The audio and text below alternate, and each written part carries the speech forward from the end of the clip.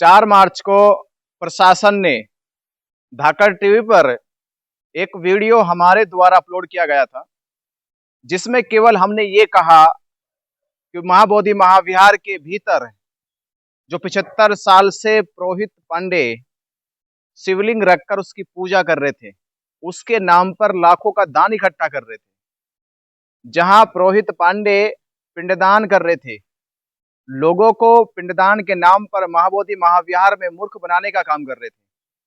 हमने केवल उनसे ये पूछने का काम किया, जिसका मुझे अधिकार था, एक भिक्षु होने के नाते मुझे वो अधिकार था, वो समझ थी कि मैं ये पूछ सकता हूँ कि महाबोधि महाविहार में जो बौद्ध की संस्कृति है, जो बुद्ध का महाविहार है, उस महाविहार में हिंदू मान्यता का, हिंदू संस्कृति का जो प्रचार प्रसार किया जा रहा है, ये कितना उचित है, कितना अनुचित है।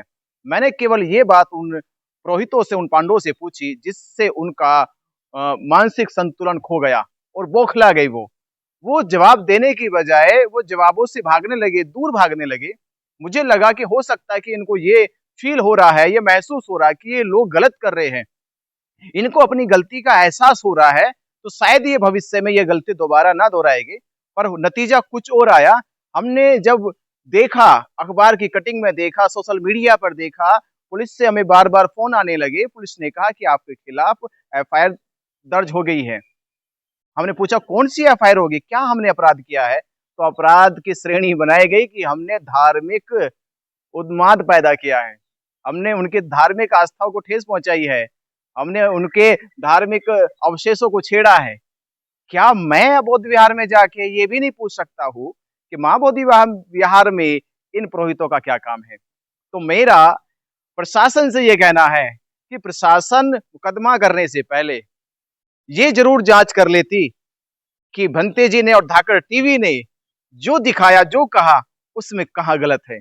हमारी भाषा गलत नहीं है, हमारे सवाल गलत नहीं है, हमारे सवालों के जो उत्तर नहीं दिए गए हैं, तो ये पूछिए कि उन्होंने उन सवालों के उत्तर क्यों नहीं दिए। हमने उनको धमकाया नहीं है, डराया नहीं है, प्रेम के साथ क्योंकि वो प्रेम इसलिए था क्योंकि हम महाबोधि महाविहार में खड़े थे, हमारा चित्त भी निर्मल था, वाणी भी शुद्ध थी, शीतल थी, कोई आक्रामकता नहीं थी, कोई कोई ऐसी असंवैधानिक बात हमने कही नहीं कि उनकी भावनाओं को ठेस पहुंचे। हमने तो पूरे दायरे में और अपनी गरिमा में रहते हुए उनसे सवाल जवाब किए।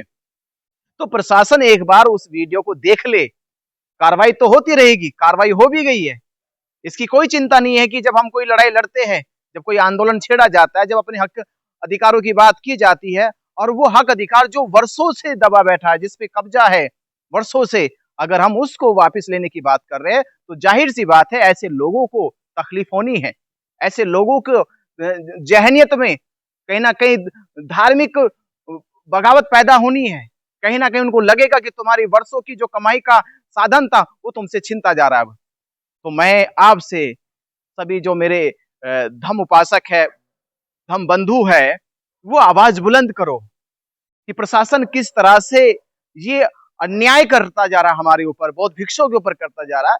ये पहले से अन्याय कर रहा, 75 साल हो गए जिसके कारण बौद्धों को न्याय नहीं मिला है। बौद्धों की पूरी धरोहर को छीन कर उन्होंने ये तथाकथित इन पंडो पुरोहितों को दे दिया है। 75 साल से हम ये दमन झेलते आ रहे हैं, ये शोषण झेलते आ रहे हैं, और अगर हमने अपने हक अधिकार की बात की आवाज उठाई तो हमारे ऊपर मुकदमे हो गए। चैनल धाकड़ टीवी ने ये बात उठाई, दिखाई, तो धाकड़ टीवी पे मुकदमे हो गए।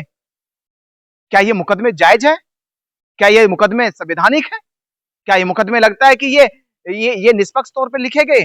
ये मुकदमे एक पक्ष को मजबूत करने के लिए, ये मुकदमे उनको खुश करने के लिए, ये मुकदमे उनके हौसलों को बुलंद करने के लिए लिखे गए। और हैरतगंज बात तो ये है, मुझे बड़ा अजीब लगता है कि जब उन्होंने तहरीर में लिखा कि हमारी धार्मिक भावना आहत हो गई है, तो मैं सोचने लगा मैं महाबोधि महाविहार में हूँ, बुद्ध की ज्ञान स्थली पे हूँ, मैं जहाँ बुद्ध ने ज्ञान प्राप्त करा, मैं उस जगह पे हूँ। हिंदुओं का वहां से कोई लेना देना नहीं है। तो जहाँ हिंदुओं का कोई लेना देना नहीं है, हिंदू विचार का कोई लेना देना नहीं है, हिंदू शास्त्रों का कोई लेना देना नहीं है, वहां हिंदुओं की धार्मिक भावना को कैसे ठेस पहुंच सकती है? तब तो माना जा सकता था कि अगर हम राम मंदिर पे जाके कुछ करते तो उनकी धार्मिक भावना को ठेस पहुंच सकती थी। अगर हमारे हरिद्वार में जाके किसी देवी मनसा की देवी का या चंडी देवी के वहां पर जाके कुछ करते तो शायद इनकी धार्मिक भावनाओं को ठेस पहुंच सकती थी, या बालाजी धाम जाकर कुछ कर सकते थे तो इनकी धार्मिक भावनाओं को ठेस पहुंच सकती थी।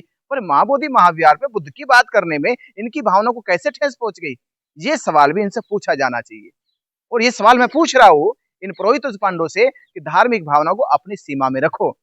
अगर आपकी धार्मिक भावनाओं को जल्दी ही ठेस लगती है तो सीमा से बाहर लेकर मत आओ। वो सीमा बुद्ध की सीमा है, वो सीमा बुद्धों की सीमा है। बुद्धों को उसमें काम करने से रोको मत। तो मेरा आपसे निवेदन है, मेरे धम्म उपासक धम्म बंधुओं, आवाज को बुलंद करो, मजबूत करो। महाबोधि महाविहार को वापस लाने के लिए आप भी लड़ाई लड़ो। एक नहीं, मुकदमे 10 हो जाए, हम ये लड़ाई जारी रखेंगे। नमो बुद्धाय।